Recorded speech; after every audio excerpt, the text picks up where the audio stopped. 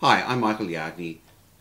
Over the last couple of market updates, I've been very upbeat, haven't I? Explaining how we're now at the beginning of a new property cycle and how fortunes are going to be made by some property investors and how I believe property prices are going to once again double over the next decade. Well, today I'm going to introduce a word of caution. You see, a couple of days ago I had a chat with David Cohen, one of the buyer's agents at Metropole, and he said to me, "Michael, I don't like this market. I'm concerned." Now, David was a high-achieving real estate agent for many, many years, and for the last few years he's been helping investors buy top-performing investment properties at Metropole. He's got one of the widest networks of connections in the real estate industry that I know of. He's in the market all day, every day, and he's probably bought more properties for investors over the last few years than anyone else in the marketplace. And I know that David's an avid property investor himself. So when David says to me, "Michael, I don't like this market, I'm concerned," I pay attention. Now, as we chatted, I found out a bit more about David's concerns, and I agree with some of them, and hence I've got this message for you today. You see, last year we experienced a property slump, for all the reasons we know, and now, in some segments of the market, and in particular in the inner and middle ring suburbs of Melbourne, Sydney and Brisbane, we're in boom conditions.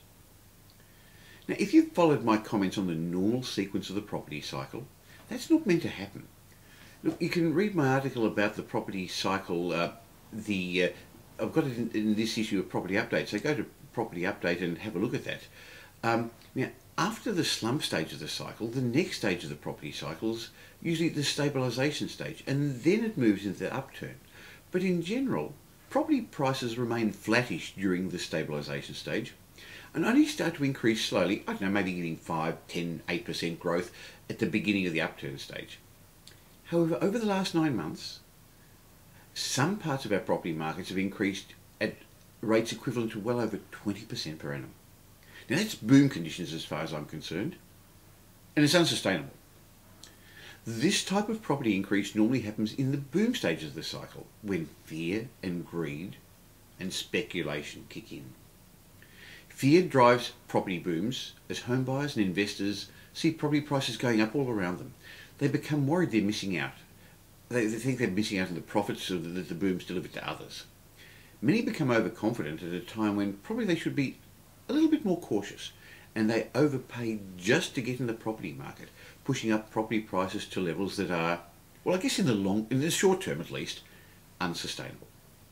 Now, at this stage of the property cycle, properties often sell for more than their asking price because eager buyers compete with each other and snap up any property that comes on the market.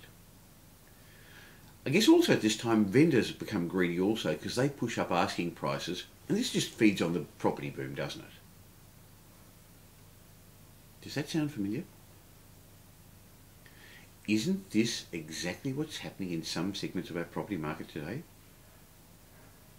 So I can see why David's concerned, because if we're already in boom conditions, the next stage to come of the cycle is the downturn or the bust stage of the cycle. Now, don't get me wrong, I don't think that's about to happen. Well, not for some time yet, because our booming population and our pent-up demand are going to keep pushing the cycle on. But I'm sure the market can't keep rising as spectacularly as it has over the last few months.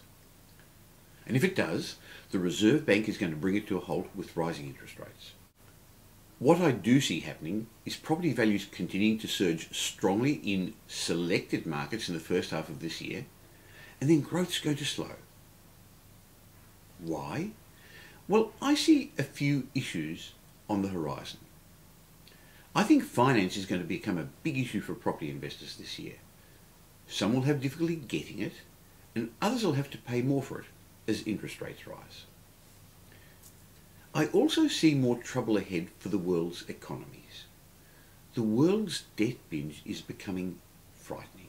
A number of European economies are starting to unravel, and the spotlight's likely to turn on to America later this year, because it still seems to be a long way from working its way through its own economic woes.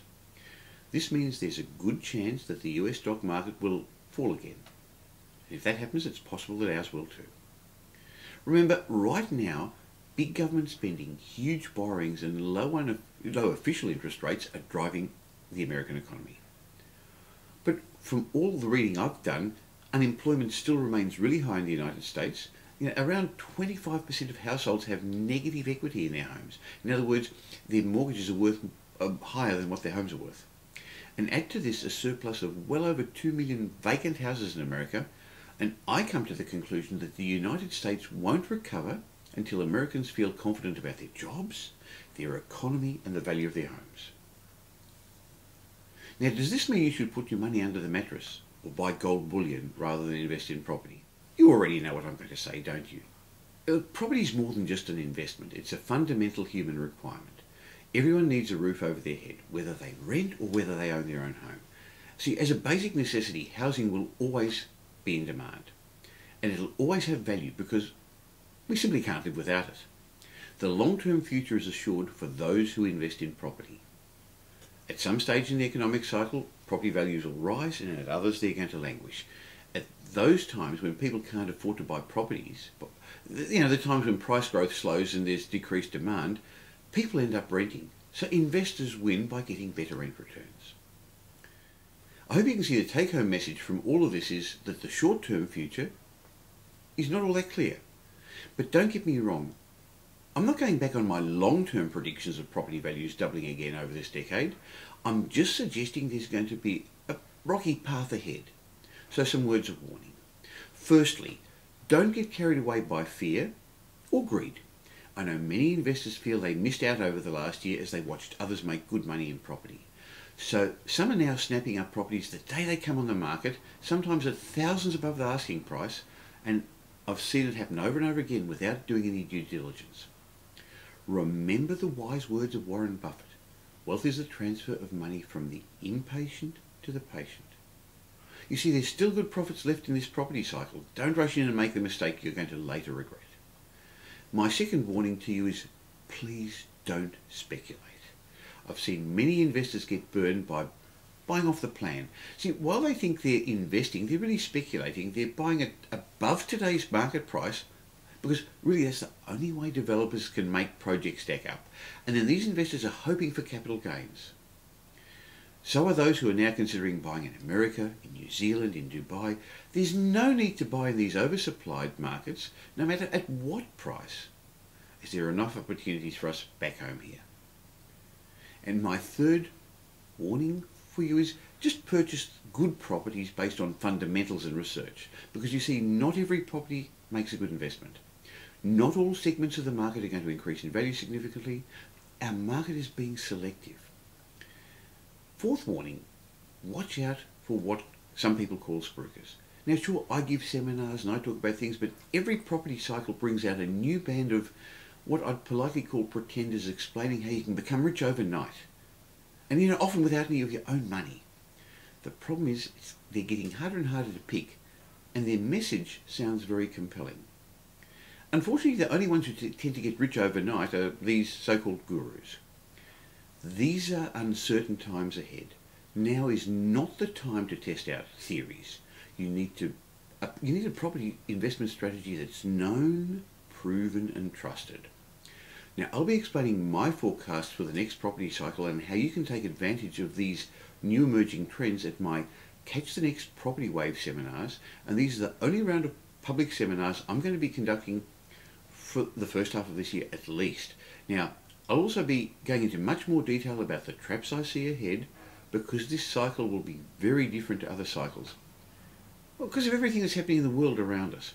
So if you want to ride the next property wave and take advantage of the cycle, and hopefully miss some of those traps, please click on the link below to find out about these seminars that I'm going to be conducting with property tax experts Ed Chan and Ken Race and finance strategist Rolf Schaefer.